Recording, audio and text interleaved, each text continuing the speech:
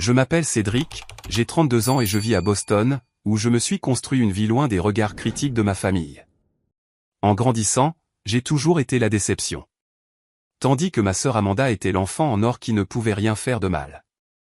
Le Thanksgiving dernier, mon père a appelé de l'hôpital pour demander de l'argent, mais a quand même réussi à dire « Ta sœur est brillante et responsable, contrairement à toi, elle n'a pas besoin d'aide. » Il ne savait pas que sa fille parfaite était noyée sous les dettes alors que j'étais le seul à pouvoir réellement les sauver. Avant de vous raconter comment j'ai finalement tenu tête à ma famille, faites-moi savoir d'où vous regardez. Aimez et abonnez-vous si vous avez déjà été injustement comparé à un frère ou une sœur. Ayant grandi dans la banlieue de Chicago dans les années 90, notre maison en briques de 2 étages projetait l'image de la parfaite famille américaine de la classe moyenne. Mon père, Richard, travaillait comme directeur de banque à la First National, un poste qu'il nous rappelait chaque fois qu'il voulait souligner l'importance de la responsabilité financière et du succès conventionnel. Son comportement sévère s'adoucissait rarement, surtout avec moi. Il portait des chemises repassées, même le week-end, et s'attendait à ce que tout le monde vive selon ses normes rigides de réussite. Ma mère, Eleanor, avait été enseignante en primaire avant d'abandonner sa carrière pour élever Amanda et moi. Elle était plus calme que mon père, s'en remettant souvent à ses opinions et apaisant les moments tendus en offrant des biscuits fraîchement cuits ou en changeant doucement de sujet. Bien qu'elle me défende occasionnellement en privé, elle ne contredisait jamais mon père devant nous. Leur chambre était en face de la mienne, et de nombreuses nuits, j'entendais leurs disputes étouffées à mon sujet à travers le mur, les supplications douces de ma mère cédant généralement aux déclarations fermes de mon père. Notre salon affichait les priorités de la famille avec une clarté douloureuse. La cheminée et les murs présentaient les réalisations d'Amanda par ordre chronologique. Son trophée de concours d'orthographe de l'école primaire, son certificat de présence parfaite au collège, sa plaque de major de promotion du lycée et ses lettres d'acceptation à l'université. Ma mère avait créé une boîte d'ombre spéciale pour la lettre d'acceptation d'Amanda dans une université de l'Ivy League, la positionnant de manière à ce que ce soit la première chose que les visiteurs remarquent en entrant dans notre maison. Mes propres accomplissements dans les concours d'art et d'écriture créative étaient relégués à un petit tableau d'affichage dans la buanderie, s'ils étaient affichés du tout. Quand j'ai remporté la première place à un concours d'art pour jeunes à l'échelle de l'État à 14 ans, la réponse de mon père a été « C'est bien, mais ce n'est qu'un passe-temps ». Le projet de sciences d'Amanda pourrait lui valoir une bourse d'études. Les dîners de famille sont devenus des vitrines pour les dernières réalisations d'Amanda. Amanda a eu un autre A à son test de calcul, annonçait fièrement mon père en coupant son rôti. Elle sera certainement major de sa promotion. Pendant ce temps, mon B en littérature anglaise, ma matière préférée, est passé inaperçu, même si j'avais travaillé plus dur pour ce B qu'Amanda ne l'a jamais fait pour ses accents efforts en mathématiques et en sciences. Je suis devenu l'enfant invisible, sauf quand on me critiquait. Quand j'entrais dans la pièce, les conversations sur les réalisations d'Amanda continuaient comme si je n'étais pas là. Quand je parlais de mes propres intérêts ou accomplissements, mes commentaires étaient accueillis par des hochements de tête polis avant que la conversation ne revienne rapidement à Amanda. L'école n'a fait que renforcer les comparaisons. Les professeurs qui avaient enseigné à Amanda 3 ans plus tôt regardaient mes copies avec déception. Amanda obtenait toujours des notes parfaites à ses tests, disait-il en me rendant mes copies avec un B+. Pourquoi ne peux-tu pas être plus comme ta sœur?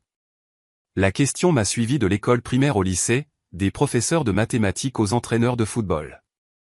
Mon style d'apprentissage différait complètement de celui d'Amanda. Alors qu'elle excellait dans la mémorisation et les examens, j'apprenais par l'expérience pratique et l'expression créative. Je pouvais concevoir et construire un modèle fonctionnel pour le cours de sciences, mais j'avais du mal avec les examens écrits. Mes parents ont interprété cela comme de la paresse plutôt que comme une forme d'intelligence différente. Le contraste dans la façon dont nous étions traités est devenu impossible à ignorer lorsqu'Amanda a obtenu son diplôme de fin d'études secondaires. Pour sa réussite, mes parents lui ont offert une Honda Civic neuve avec un gros ruban rouge dans l'allée.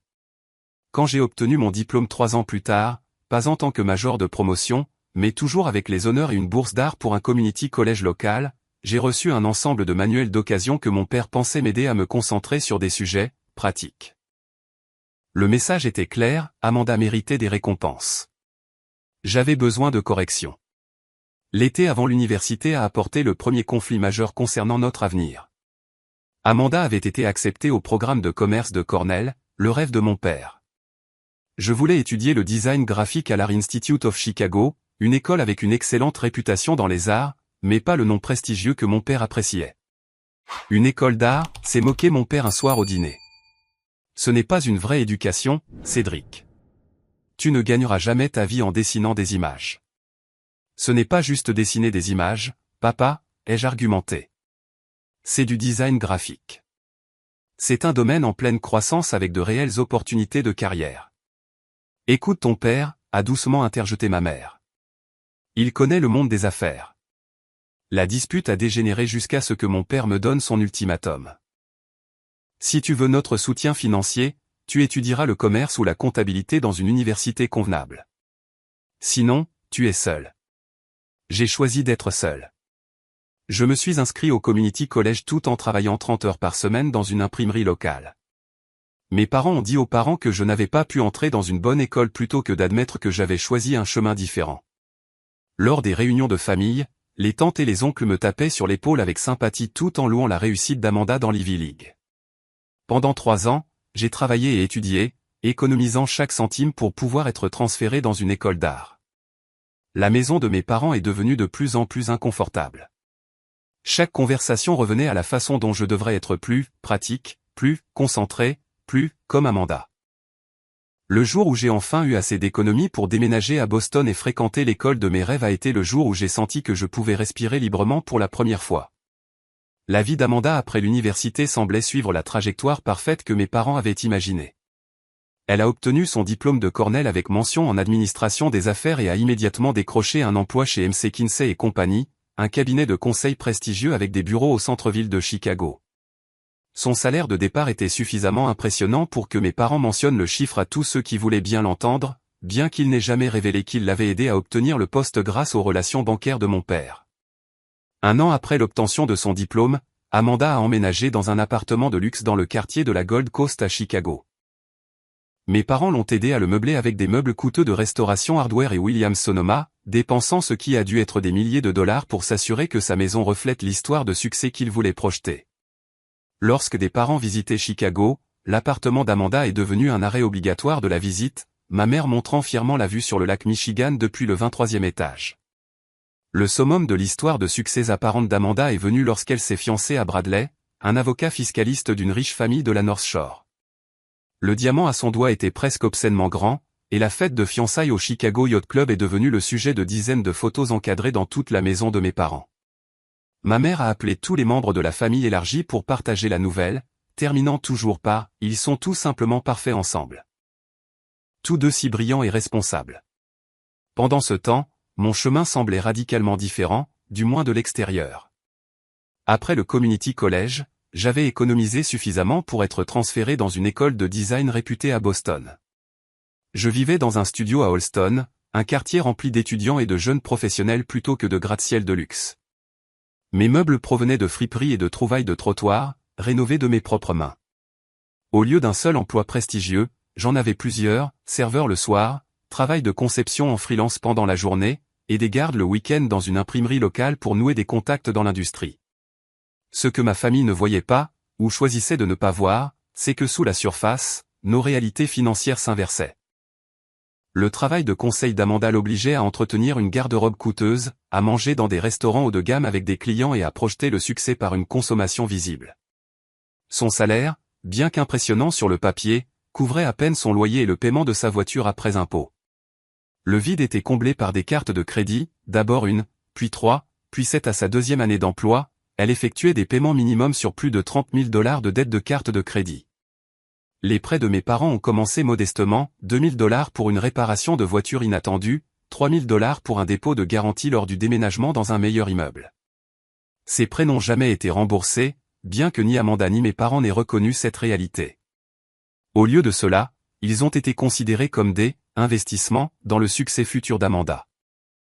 En revanche, je vivais frugalement mais intentionnellement. Mon appartement était petit mais fonctionnel, décoré de mes propres œuvres d'art et de trésors de seconde main. Je faisais mon café à la maison au lieu de dépenser 6 $ par jour chez Starbucks. Je préparais des déjeuners au lieu de commander des livraisons. Chaque dollar supplémentaire allait d'abord à mes prêts étudiants, puis à la constitution d'un fonds d'urgence, et enfin à des investissements. À 28 ans, j'avais remboursé intégralement ma dette étudiante. Un fait que je n'ai jamais partagé avec ma famille car ils ne m'ont jamais posé de questions sur mes finances, sauf pour me demander si je m'en sortais bien. La communication entre nous s'est raréfiée à mesure que j'établissais mon indépendance. Les appels téléphoniques hebdomadaires sont devenus mensuels, puis trimestriels. Chaque conversation suivait le même schéma, de brèves questions sur mon travail, qu'ils n'ont jamais tout à fait compris, de longues mises à jour sur les dernières réalisations d'Amanda, et des suggestions subtiles selon lesquelles il était peut-être temps pour moi d'envisager une vraie carrière ou de retourner à Chicago où il pourrait m'aider à m'établir. J'ai arrêté d'appeler régulièrement lorsque j'ai réalisé que je passais des jours à me remettre de chaque conversation, à reconstruire la confiance en moi que leurs commentaires dédaigneux érodaient. Ils ne m'appelaient que lorsqu'ils avaient besoin d'aide technique avec leurs ordinateurs ou lorsqu'Amanda était trop occupée pour aider à une affaire de famille. Les réunions de famille sont devenues des affaires de plus en plus tendues où je me sentais comme un étranger observant une performance de succès familial qui excluait ma réalité. Pourtant, paradoxalement, cette distance a favorisé mon indépendance et ma résilience. Sans la comparaison constante avec Amanda, j'ai commencé à mesurer mon succès selon mes propres normes. J'ai trouvé des mentors dans la communauté du design qui appréciaient ma créativité et mon éthique de travail. J'ai noué des amitiés avec des gens qui ne connaissaient rien de ma dynamique familiale et qui me voyaient donc clairement, sans le prisme déformant d'être l'enfant décevant. Moins je cherchais l'approbation de mes parents, plus je développais de confiance en mon propre chemin. Cette confiance s'est traduite par un meilleur travail, plus de références de clients et une stabilité financière lentement croissante. À 30 ans, je m'étais fait une réputation dans la communauté du design de Boston comme quelqu'un de fiable, de créatif et de techniquement compétent, tout ce que mes parents avaient prédit que je ne deviendrais jamais. Ma percée professionnelle est venue après des années à construire mon portfolio et mon réseau. J'avais travaillé en freelance pour une start-up de logiciels financiers, créant des conceptions d'interface utilisateurs pour leur version bêta. Lorsque l'entreprise a obtenu un deuxième tour de financement, ils m'ont embauché comme leur concepteur principal avec un salaire qui m'a fait cligner des yeux 2 fois en voyant la lettre d'offre. Ce premier grand client m'a ouvert les portes à d'autres. Les entreprises de technologie financière appréciaient ma capacité à rendre des informations complexes accessibles grâce à une conception intuitive. Je me suis spécialisé dans la création d'interfaces pour des applications financières qui rendaient la visualisation des données claires et exploitables. Mon portfolio s'est étoffé pour inclure des projets pour des sociétés d'investissement, des applications bancaires et des plateformes d'éducation financière. Au fur et à mesure que ma réputation professionnelle grandissait, mes revenus augmentaient également. J'ai quitté mon studio exigu pour un appartement d'une chambre à Cambridge. Toujours modeste, mais avec assez d'espace pour un bureau à domicile convenable. Malgré l'amélioration de mes finances, j'ai conservé des habitudes relativement frugales, investissant dans des meubles de qualité qui duraient plutôt que dans des marques de luxe, cuisinant à la maison la plupart des soirs et mettant 25% de chaque chèque de paie dans l'épargne et les investissements. À 31 ans, j'avais constitué un fonds d'urgence couvrant 6 mois de dépenses, j'avais maximisé mes cotisations de retraite chaque année et j'avais créé un portefeuille d'investissement diversifié qui croissait régulièrement. J'ai travaillé avec un conseiller financier pour prendre des décisions intelligentes en matière d'impôts et de planification à long terme, sans la pression d'afficher la richesse par des possessions matérielles. J'ai bâti une véritable richesse grâce à une gestion prudente et aux intérêts composés. Pendant ce temps, la façade soigneusement construite d'Amanda commençait à se fissurer.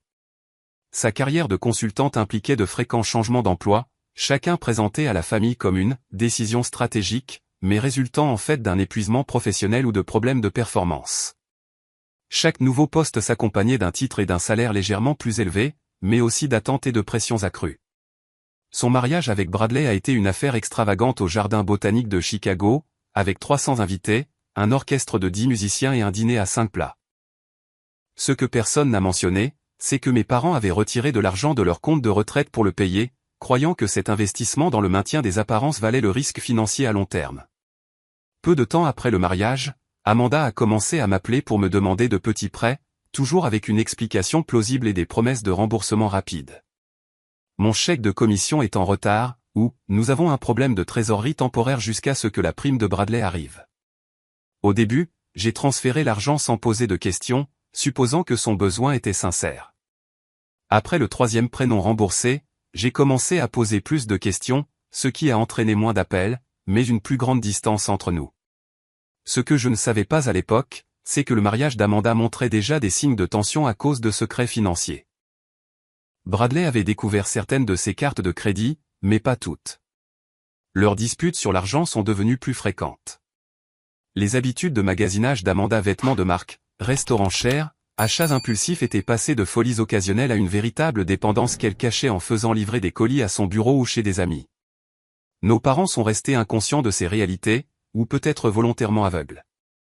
À chaque réunion de famille, ils continuaient de louer l'avancement de carrière et la belle maison d'Amanda tout en exprimant leurs inquiétudes quant à ma lutte dans le domaine instable du design. Quand j'ai mentionné avoir terminé un projet pour une grande institution financière, mon père l'a rejeté comme « jouer avec des ordinateurs » plutôt que de faire un « travail financier sérieux » comme Amanda. « On s'inquiète juste pour ta sécurité future », disait ma mère en me tapotant la main. Les emplois créatifs sont si imprévisibles. Tout le monde ne peut pas avoir le don d'Amanda pour les affaires. Le contraste entre la perception publique et la réalité privée est devenu presque comique. Lors d'un dîner de fête, mon père a fièrement parlé à la famille élargie de la promotion d'Amanda pendant qu'elle s'excusait pour passer un appel téléphonique, qui, j'ai appris plus tard, était pour négocier une prolongation de paiement avec sa compagnie de carte de crédit.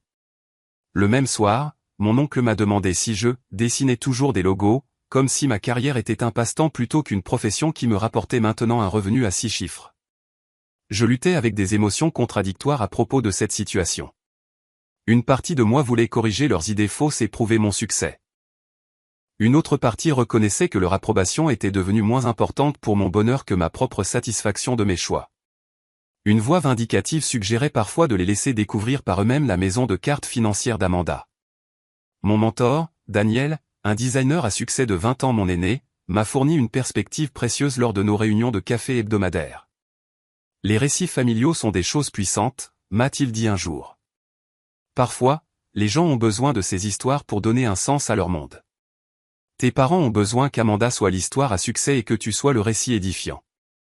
La question est de savoir si tu as encore besoin de participer à ce récit. Ces mots m'ont aidé à faire la paix avec le maintien d'une certaine distance sans couper complètement les ponts. J'appelais pour les anniversaires et les vacances, je rendais brièvement visite à Noël et je me concentrais autrement sur la construction de la vie que je voulais à Boston. J'ai arrêté d'essayer de corriger leurs idées fausses ou d'obtenir leur approbation. Cette approche m'a permis de préserver ma santé mentale tout en reconnaissant que je me souciais toujours de ma famille malgré nos difficultés. L'année de mes 32 ans a marqué une étape importante dans ma carrière. Après des années de travail en contrat et de construction de ma réputation, on m'a offert un poste de direction chez FinTech Innovation, une entreprise de technologie financière du Fortune 500 qui développait son bureau de Boston.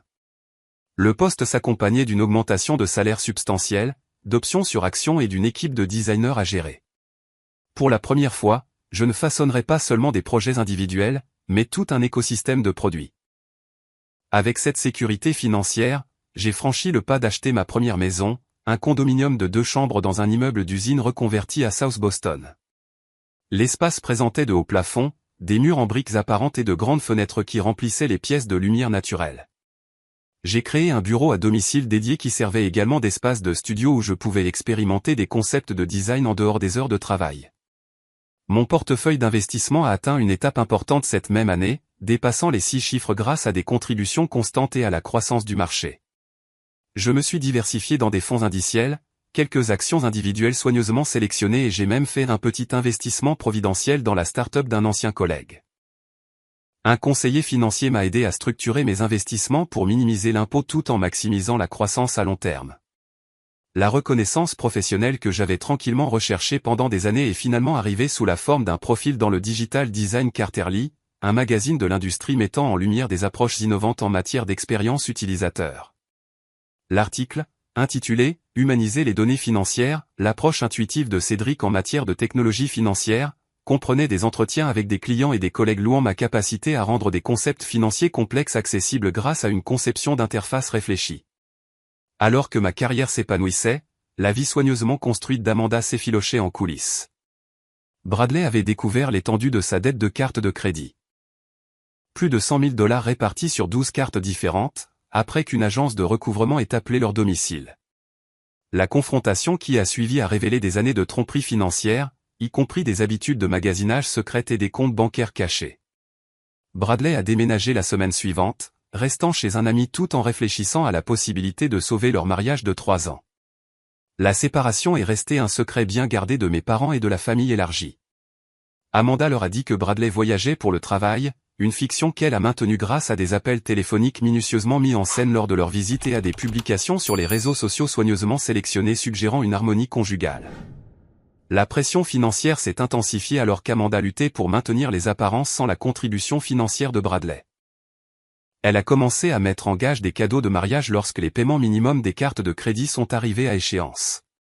Ses performances au travail ont souffert alors qu'elle prenait des pauses déjeuner prolongées pour gérer les appels des créanciers ou passait des heures à chercher des offres de transfert de solde avec des taux d'intérêt de 0% d'introduction. Son directeur l'a placée sous un plan d'amélioration des performances, ajoutant un stress professionnel à sa crise personnelle. Au milieu de cette tourmente cachée, notre père a subi une grave crise cardiaque. Ma mère a appelé tôt un mardi matin, sa voix tremblante alors qu'elle expliquait que papa s'était effondré en pelletant la neige de leur allée. Il était stable après une opération d'urgence, mais aurait besoin d'un triple pontage et d'une longue période de convalescence. Le médecin dit qu'il devra rester à l'hôpital pendant au moins une semaine, peut-être plus, a expliqué ma mère, et ensuite des mois de convalescence à la maison. Je ne sais pas comment on va gérer tous les rendez-vous et les médicaments. J'ai immédiatement proposé de rentrer à la maison pour aider, mais ma mère a hésité. Amanda est si occupée avec son grand projet au travail. Elle a dit qu'elle essaierait de venir le week-end quand elle le pourra. Mais peut-être que tu pourrais venir, puisque ton travail est plus flexible. L'implication que ma carrière était moins importante ou exigeante que celle d'Amanda flottait dans l'air, mais je l'ai laissé passer sans contestation. Je réserverai un vol pour demain, ai-je promis. Ne t'inquiète pas de venir me chercher. Je louerai une voiture à l'aéroport. Ce que ma mère n'a pas mentionné, ce que je découvrirai bientôt, c'est que leur assurance maladie avait une franchise élevée qu'ils ne pouvaient pas se permettre de payer. Des années à aider Amanda à maintenir son style de vie avaient épuisé leurs économies, et les factures médicales de mon père dépasseraient rapidement $20,000, avant même le long processus de réadaptation. La veille de mon vol, mon père a appelé de sa chambre d'hôpital. Sa voix semblait plus faible que je ne l'avais jamais entendue, mais ses mots portaient le même ton dédaigneux auquel je m'étais habitué au fil des ans. « Ta mère dit que tu viens nous rendre visite », a-t-il dit après une salutation minimale. « C'est bien. On aurait besoin d'un peu d'aide à la maison pendant que je suis cloué au lit. »« Bien sûr », ai-je répondu. « Tout ce dont vous avez besoin. » Il y a eu une longue pause avant qu'il ne continue. « Le truc, Cédric, c'est que ces factures médicales vont être substantielles. L'assurance ne couvre pas autant que ce qu'on pensait. Je peux aider avec ça, ai-je offert immédiatement. Ne vous inquiétez pas de l'argent pour le moment. Concentrez-vous simplement sur votre rétablissement. Une autre pause, plus longue cette fois. Eh bien, c'est généreux de ta part. On ne demanderait pas normalement, connaissant ta situation, mais c'est une urgence. La façon dont il a souligné « situation » a clairement montré qu'il me considérait toujours comme financièrement instable, bien qu'il n'ait jamais demandé ma situation réelle. Ce n'est vraiment pas un problème, papa. Je suis en bonne position pour aider. Ta sœur est brillante et responsable, contrairement à toi. Elle n'a pas besoin d'aide, a-t-il poursuivi comme si je n'avais pas parlé. Elle est occupée avec d'importantes réunions de clients ce mois-ci. On ne veut pas l'embêter alors qu'elle est à un point si critique de sa carrière. Tu comprends ? La piqûre familière de la comparaison m'a momentanément coupé le souffle. Même en demandant mon aide financière, mon père ne pouvait s'empêcher de souligner la supériorité d'Amanda. L'absurdité de la situation s'est finalement cristallisée pour moi. Je paierais les factures médicales que ma sœur soi-disant plus brillante ne pouvait pas se permettre d'aider, tout en étant toujours considérée comme l'échec de la famille. Je comprends parfaitement, ai-je dit doucement. Je te vois demain, papa. Après avoir raccroché, je suis resté assis à l'îlot de ma cuisine pendant près d'une heure, digérant la conversation. Puis j'ai pris une décision qui allait finalement changer notre dynamique familiale pour toujours. Au lieu de rentrer à la maison pour une courte visite, j'ai fait mes valises pour un séjour prolongé. Il était temps de voir la réalité de la situation de ma famille avec des yeux clairs et de finalement aborder la fiction qu'ils avaient maintenue pendant tant d'années. Le taxi m'a déposé chez mes parents tard le jeudi après-midi. Debout sur le trottoir avec ma valise, j'ai remarqué des détails que j'avais négligés lors de brèves visites de vacances, de la peinture qui s'écaillait sur les cadres des fenêtres, des bardeaux manquants sur le toit, des fissures dans l'allée en béton qui avaient été réparées avec de l'asphalte. La pelouse autrefois impeccable était inégale et envahie par les mauvaises herbes par endroits. La maison qui avait été la vitrine du quartier pendant mon enfance montrait maintenant des signes clairs d'entretien différé. Ma mère a ouvert la porte avant que je puisse frapper. Elle avait l'air plus âgée que ses 61 ans, avec des cernes sombres sous les yeux et des cheveux qui étaient devenus complètement gris depuis Noël. Elle m'a serré fort dans ses bras, sa silhouette mince semblant fragile contre la mienne. « Merci d'être venu », a-t-elle murmuré. « Ça a été si difficile. » À l'intérieur, la maison racontait sa propre histoire de difficultés financières. Les meubles étaient les mêmes que lorsque j'étais parti pour l'université, maintenant usés et démodés. Les appareils de cuisine qui avaient été haut de gamme dans les années 90 n'avaient pas été mis à jour. De petites réparations avaient été négligées. Une porte d'armoire pendait d'une seule charnière. Le lave-vaisselle avait une pancarte manuscrite, en panne, collée dessus, et le lustre de la salle à manger manquait de 3 ampoules. J'avais l'intention de faire des réparations, a dit ma mère en remarquant mon regard. Mais avec les heures de ton père réduites à la banque l'année dernière, on a dû faire attention aux dépenses. Ces heures ont été réduites? C'était la première fois que j'entendais parler de problèmes d'emploi. Juste à 4 jours par semaine, a-t-elle expliqué en s'affairant à préparer du thé. La banque a automatisé davantage de ses processus. Il ne voulait pas vous inquiéter avec ça, les enfants. Après m'être installé dans mon ancienne chambre, inchangée depuis le lycée, avec des affiches délavées et des trophées qui prenaient la poussière, j'ai posé des questions plus directes sur leur situation financière. Les yeux de ma mère se sont remplis de larmes alors qu'elle ouvrait à contre-cœur un tiroir de la cuisine et en sortait une pile d'enveloppes non ouvertes. Je ne sais pas par où commencer avec ça, a-t-elle admis. Il y a des factures d'hôpital, des relevés de cartes de crédit, des avis de retard de paiement. Ton père s'est toujours occupé de l'argent. Je ne sais même pas combien on doit au total. J'ai passé cette soirée à la table de la cuisine, triant leurs documents financiers. L'image qui en a émergé était alarmante. Leur hypothèque avait été refinancée 3 fois, chaque fois en retirant des fonds propres. Les cartes de crédit étaient presque au maximum. Les comptes de retraite avaient été vidés à des niveaux alarmants et les factures médicales s'empilaient, non ouvertes.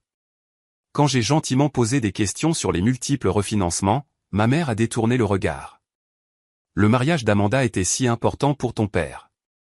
Et puis elle a eu besoin d'aide pour l'acompte de son condo. Et il y a eu quelques fois où elle a eu des dépenses imprévues.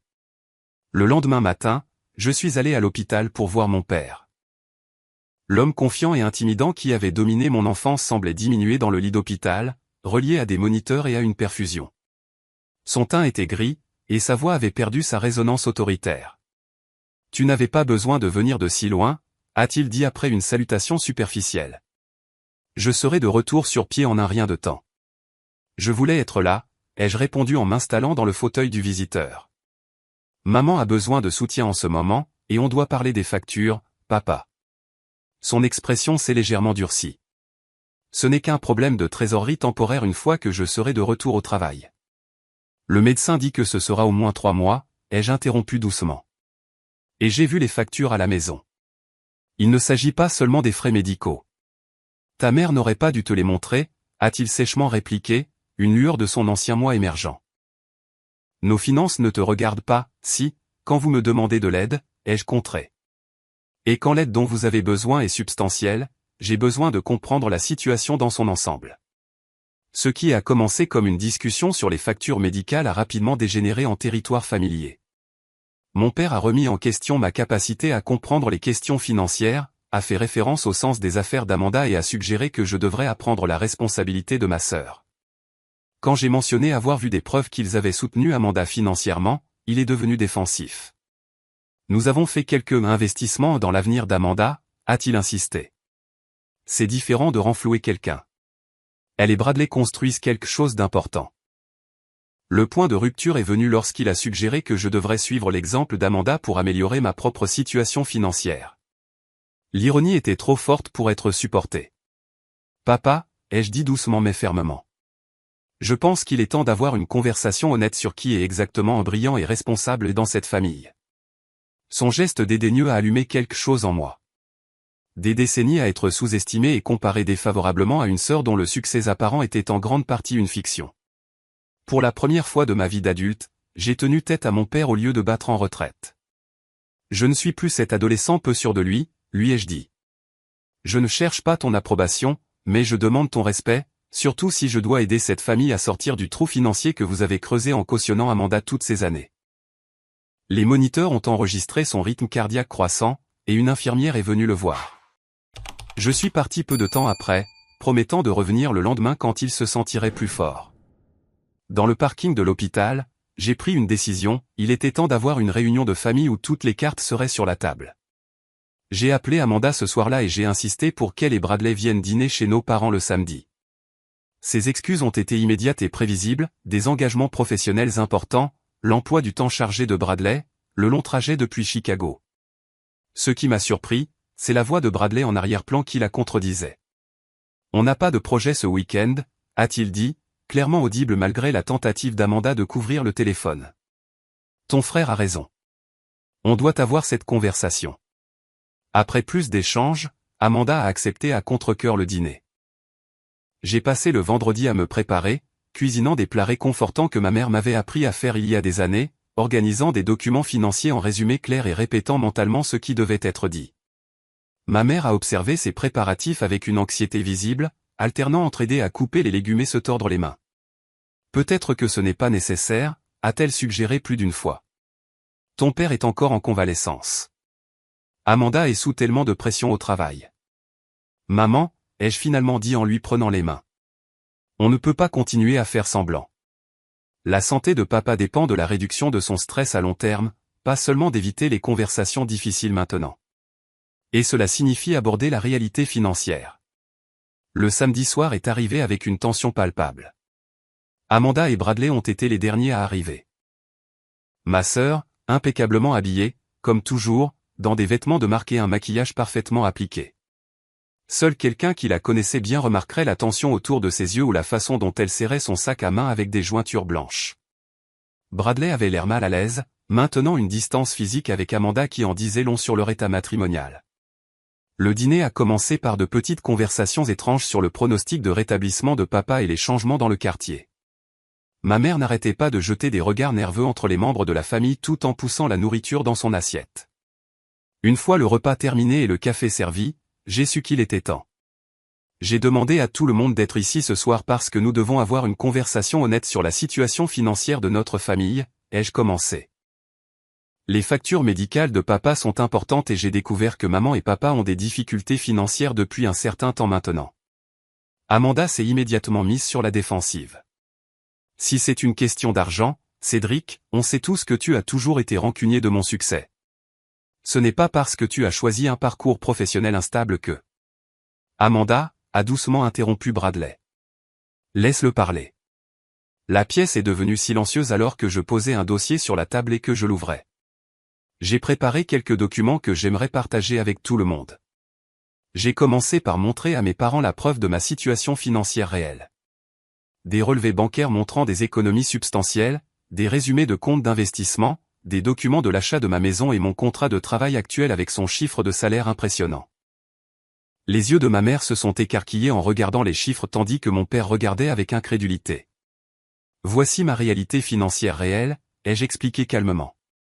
J'ai bâti une carrière réussie dans le design numérique, spécialisée dans les interfaces de technologie financière. Je suis propriétaire de ma maison. Je n'ai aucune dette. J'ai 6 mois de dépenses économisées dans un fonds d'urgence et un portefeuille d'investissement diversifié. Je me suis tourné pour faire face à Amanda directement. Maintenant, je pense qu'il est temps pour toi d'être également honnête sur ta situation. La couleur a quitté son visage. Ce n'est pas juste. Tu essaies de me mettre dans l'embarras devant tout le monde. En fait, a interjeté Bradley. Je pense que cette conversation est attendue depuis longtemps. Il s'est tourné vers mes parents. Richard, Eleanor, Amanda et moi nous séparons à cause de la malhonnêteté financière.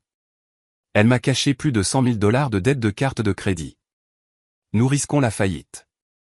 Le visage de mon père est devenu rouge. C'est absurde. Amanda a toujours été financièrement responsable. Elle est consultante en finance, pour l'amour de Dieu. Papa, a dit Amanda, la voix brisée. C'est vrai. J'ai des difficultés depuis des années. Ces prêts que toi et maman m'avaient accordés, j'en avais besoin parce que je ne pouvais pas joindre les deux bouts. Le condo étant pré-saisi. Bradley a déménagé il y a 3 semaines. Ma mère a commencé à pleurer doucement tandis que l'expression de mon père passait par l'incrédulité, la colère et la confusion. Mais ton travail, ton succès. J'ai été mise en probation le mois dernier, a admis Amanda. Les larmes coulaient maintenant sur son visage. J'ai été distrait en essayant de cacher tout ça. Je pourrais perdre mon travail complètement. Pendant plusieurs minutes, les seuls sons dans la salle à manger étaient les sanglots doux de ma mère et les reniflements d'Amanda. Mon père était assis, immobile, fixant la table comme si le grain du bois pouvait offrir une explication à la façon dont sa compréhension de ses enfants avait été si complètement erronée. Toutes ces années, a-t-il finalement dit, sa voix à peine audible. Je pensais. Il n'a pas pu terminer la phrase. Tu pensais qu'Amanda était la réussite et que j'étais l'échec, ai-je complété pour lui. Tu as pensé ça depuis que nous sommes enfants. Tu n'as jamais posé de questions sur mes réalisations réelles ou mes finances parce qu'elles ne correspondaient pas au récit que tu avais créé. Mon père a commencé à objecter, puis s'est arrêté, la vérité de mes paroles s'imposant visiblement à lui. Pour la première fois de ma vie, il m'a regardé. M'a vraiment regardé, sans le filtre de la déception ou de la comparaison. Je ne savais pas, a-t-il dit simplement. Tu ne voulais pas savoir, ai-je corrigé doucement. Et cela a blessé cette famille pendant des décennies. Les jours qui ont suivi notre réunion de famille ont été étrangement calmes.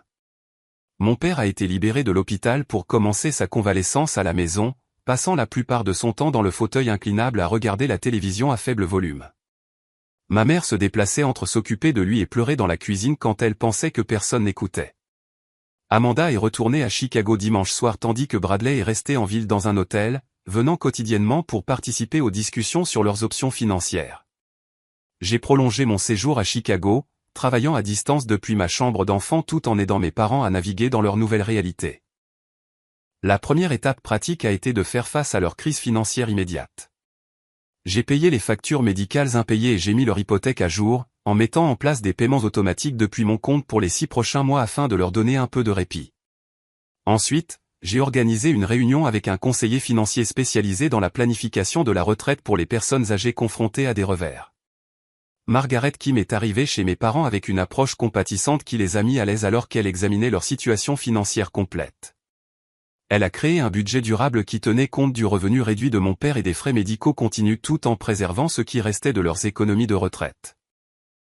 La bonne nouvelle, a expliqué Margaret, c'est qu'avec quelques ajustements et l'aide temporaire de Cédric, vous n'aurez pas besoin d'envisager de vendre la maison. La mauvaise nouvelle, c'est que la retraite devra être retardée d'environ 3 ans pour reconstituer votre coussin financier.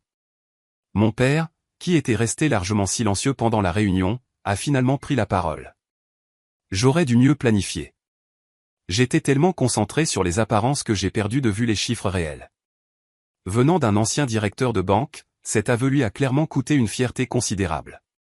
Pour Amanda, le chemin à parcourir était plus compliqué. Après plusieurs discussions familiales, nous nous sommes mis d'accord sur une approche structurée de sa dette.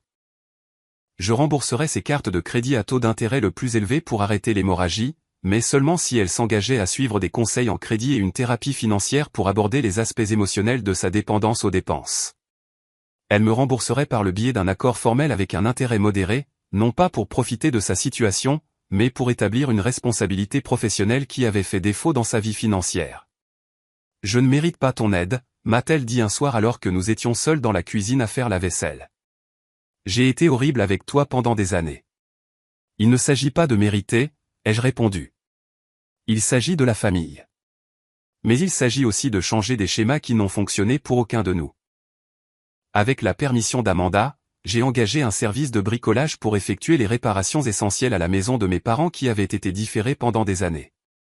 Le toit qui fuyait a été réparé, les appareils électroménagers cassés ont été remplacés par des modèles modestes mais fonctionnels, et les problèmes de sécurité ont été résolus. Ma mère a pleuré lorsque le nouveau lave-vaisselle a été installé, réalisant depuis combien de temps elle s'accommodait de circonstances de plus en plus difficiles sans se plaindre. La guérison émotionnelle a commencé plus timidement que les solutions pratiques. Mon père, dont l'identité était si étroitement liée au succès financier et au fait d'avoir la fille parfaite, a eu du mal à concilier ses croyances de longue date avec la réalité. Un après-midi, pendant sa convalescence, il m'a appelé dans le salon où il triait de vieilles photos de famille. J'ai trouvé ça, a-t-il dit en tendant un certificat délavé de mon exposition d'art de 8e année. Ta mère a tout gardé, même quand je ne voyais pas la valeur. C'était la chose la plus proche d'une excuse qu'il pouvait formuler à ce moment-là. Mais j'ai reconnu l'effort qu'il lui a fallu pour reconnaître cette petite preuve qu'il avait eu tort à mon sujet. Elle a toujours cru en moi, ai-je dit, acceptant l'ouverture qu'il offrait. J'aurais juste aimé que tu puisses le faire aussi. Je n'ai pas compris ton chemin, a-t-il admis. Je pensais qu'il n'y avait qu'une seule voie vers le succès, celle que j'avais prise. J'avais tort à ce sujet. Le parcours de guérison de ma mère a pris une forme différente. Avec mon père occupé par sa convalescence et sa physiothérapie, elle a commencé à passer du temps avec moi indépendamment, peut-être pour la première fois. Nous avons cuisiné ensemble, fait de courtes promenades dans le quartier et reconstruit progressivement une relation qui n'était pas définie par son rôle de médiatrice entre mon père et moi. J'aurais dû te défendre davantage, a-t-elle avoué lors d'une de nos promenades. Je savais à quel point tes talents étaient spéciaux, mais j'avais peur de provoquer un conflit. Tu as fait de ton mieux, maman, l'ai-je assuré. On a tous fait ce qu'on pensait être juste à l'époque. Le processus d'Amanda a peut-être été le plus difficile. Des années à être l'enfant en or avait créé une image de soi fragile qui dépendait d'une validation externe constante. Lorsque la façade s'est effondrée, elle a dû faire face non seulement à ses erreurs financières, mais aussi à sa participation à une dynamique familiale qui avait profondément blessé son frère. Ses premières tentatives d'excuses étaient défensives, se concentrant davantage sur l'explication de son comportement que sur la prise de responsabilité. Il faut que tu comprennes, j'étais sous une pression énorme pour être parfaite, a-t-elle dit lors d'une conversation difficile. Tout le monde s'attendait à ce que je réussisse. Je comprends que cette pression était réelle, ai-je reconnu. Mais tu en as aussi bénéficié alors que j'en ai souffert. On doit tous les deux reconnaître ces vérités.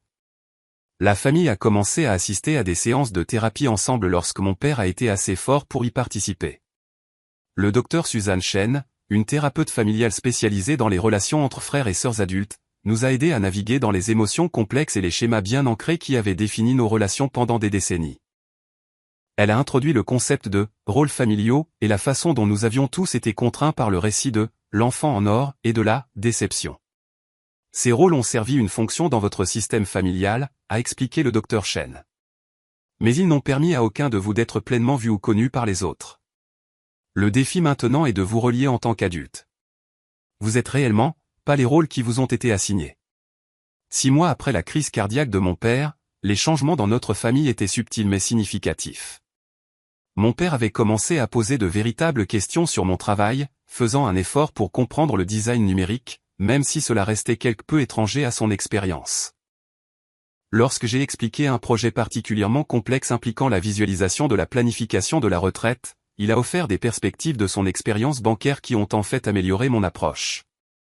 Ma mère a trouvé sa voie de manière modeste mais significative, exprimant plus librement ses préférences et ses opinions. Elle a commencé un travail à temps partiel dans une librairie locale, son premier emploi rémunéré en 30 ans. Le revenu modeste a renforcé sa confiance en elle autant que le budget familial. Amanda a déménagé dans un appartement plus petit et a trouvé un poste dans une organisation à but non lucratif et dans les familles à faible revenu avec l'alphabétisation financière, un travail moins bien payé mais mieux aligné sur ses valeurs et ses compétences.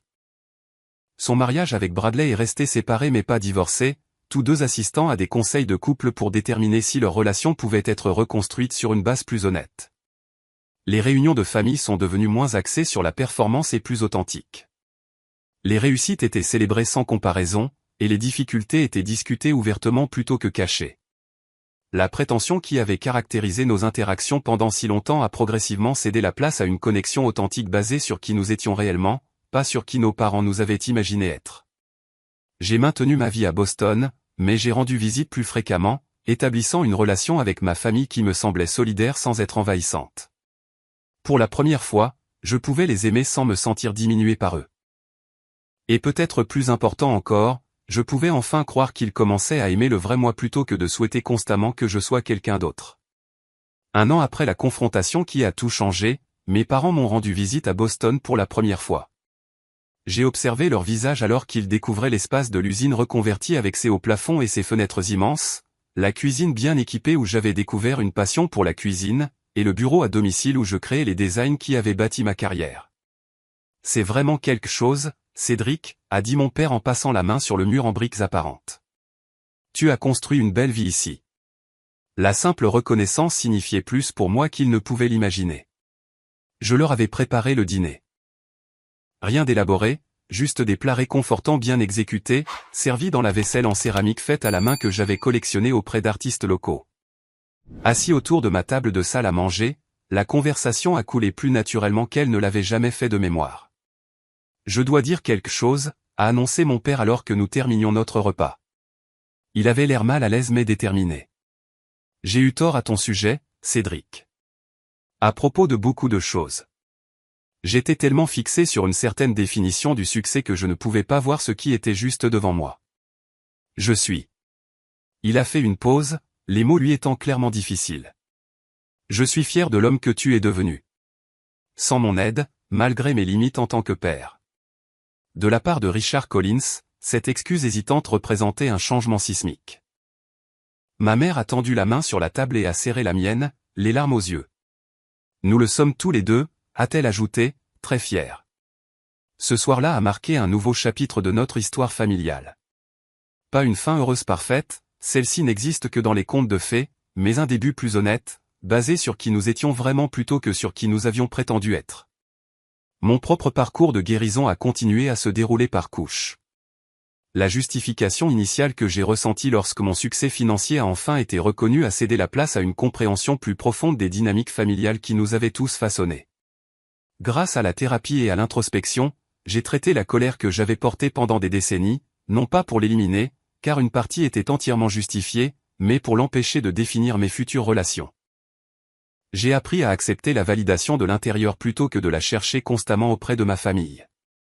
La petite voix qui avait toujours murmuré « pas assez bon », chaque fois que j'accomplissais quelque chose est devenue plus silencieuse, progressivement remplacée par la confiance en mon propre jugement et mes valeurs.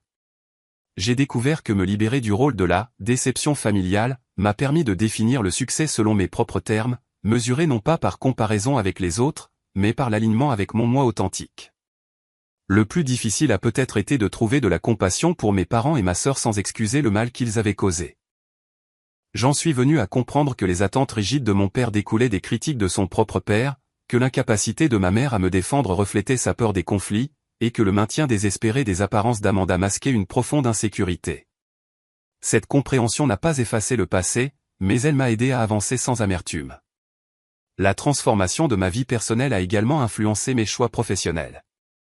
Me souvenant à quel point il avait été difficile de poursuivre une carrière créative sans soutien, j'ai créé un programme de mentorat pour les jeunes designers issus de milieux défavorisés.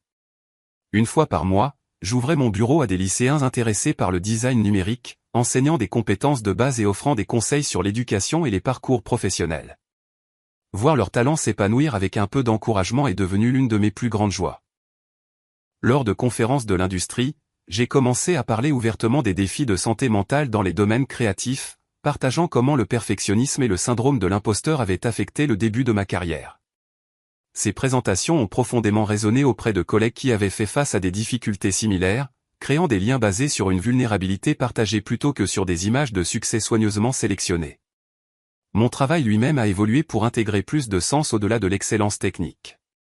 J'ai commencé à m'associer à des organisations à but non lucratif d'alphabétisation financière, similaires à celles où Amanda travaillait maintenant, concevant des interfaces qui rendaient la budgétisation et l'épargne accessibles aux personnes sans formation financière.